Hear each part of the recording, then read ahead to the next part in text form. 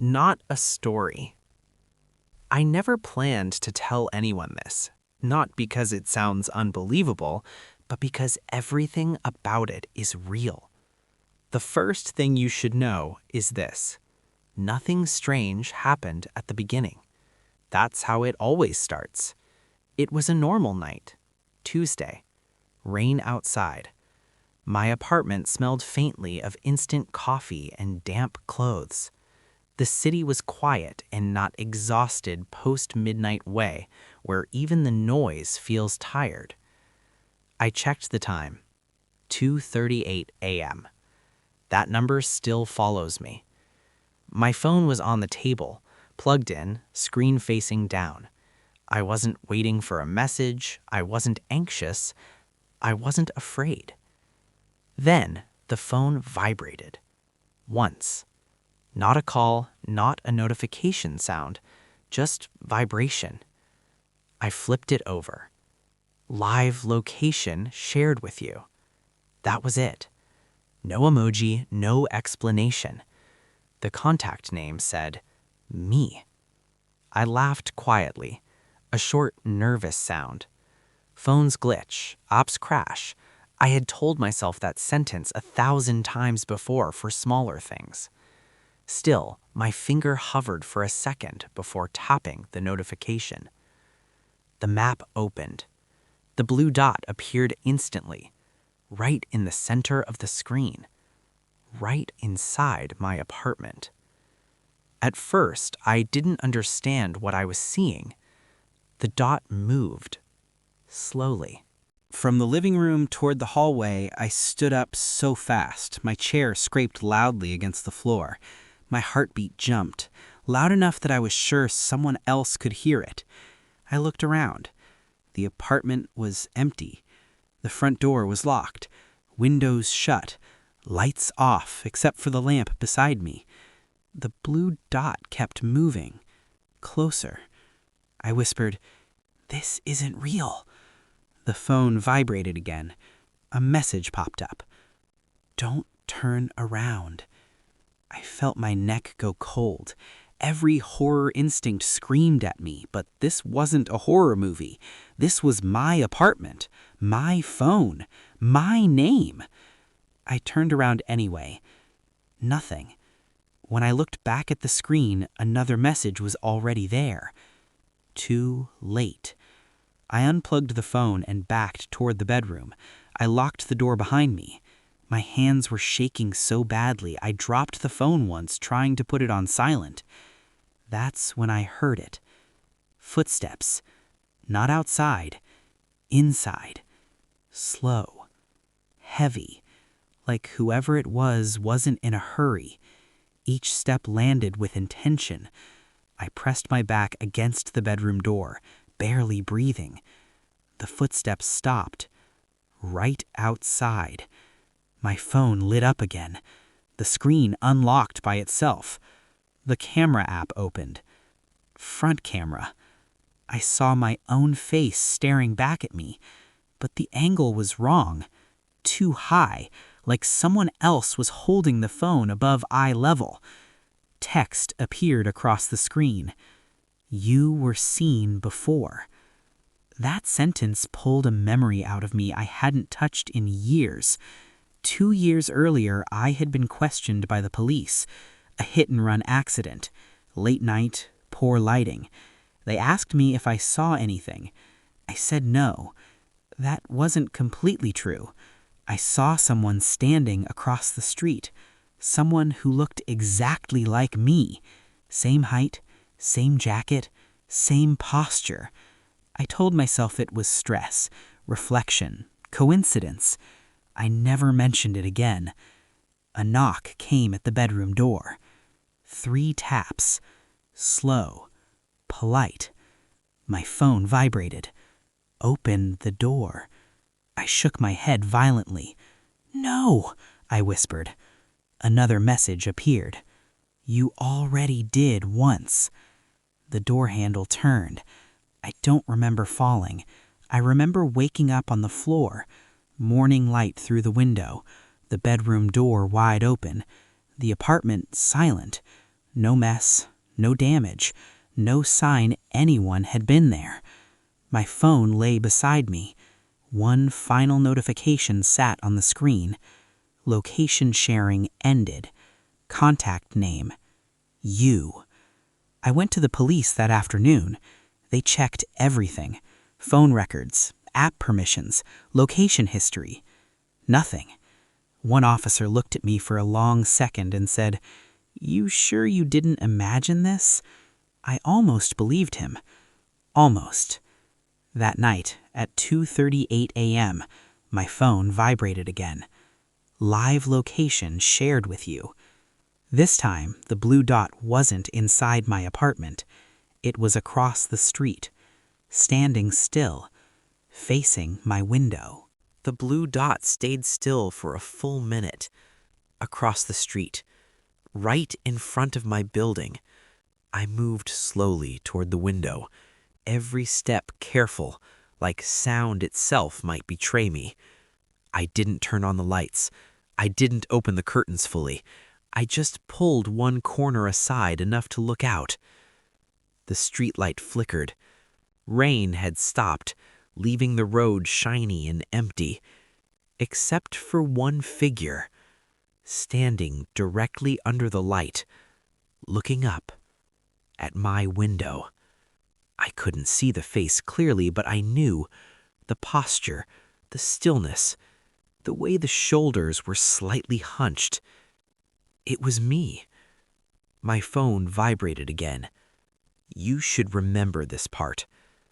The figure across the street raised its hand and waved. I stepped back so hard I hit the wall behind me. My breath came fast, shallow, painful. I slid down until I was sitting on the floor, staring at the phone like it was about to explode. Another message appeared. You didn't report it last time either. My head started to ache, a deep pressing pain behind my eyes. "What do you want?" I whispered, even though I knew no one could hear me. The typing bubble appeared, then disappeared, then appeared again. Finally, the message came through. For you to stay awake.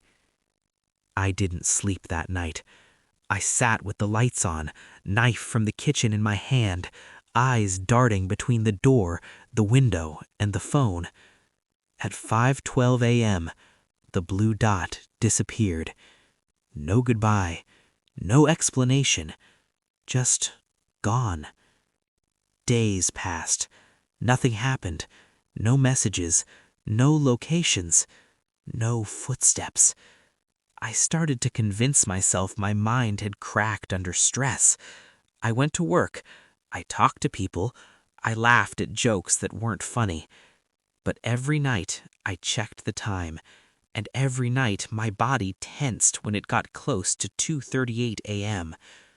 On the fifth night, my phone didn't vibrate. It rang. Incoming call. Unknown number.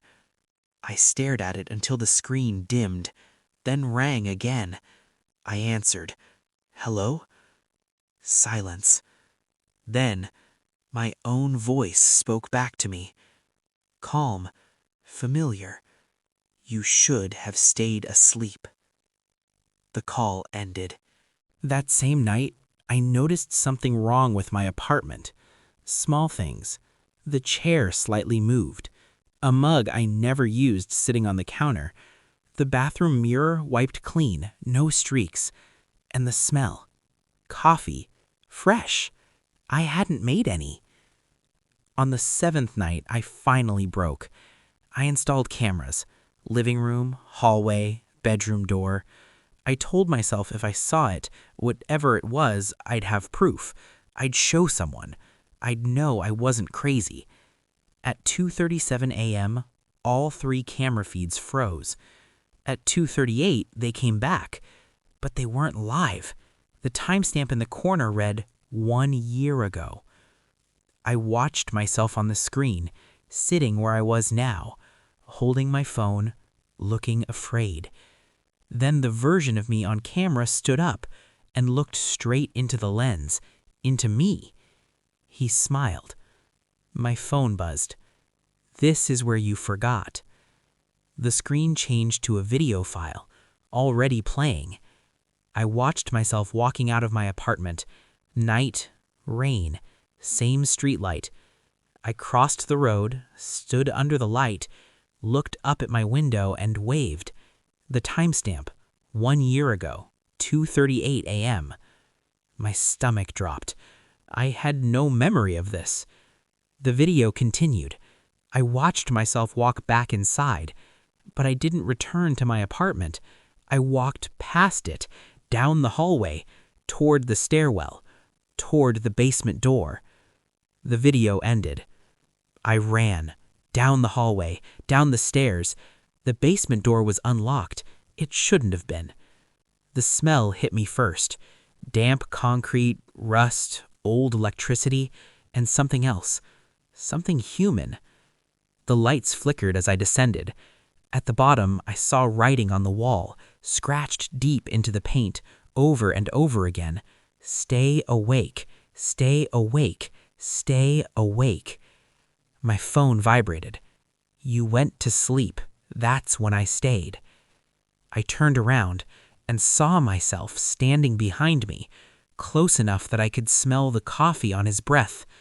He looked tired, angry, real. "You left me here," he said. "You don't remember because you didn't want to."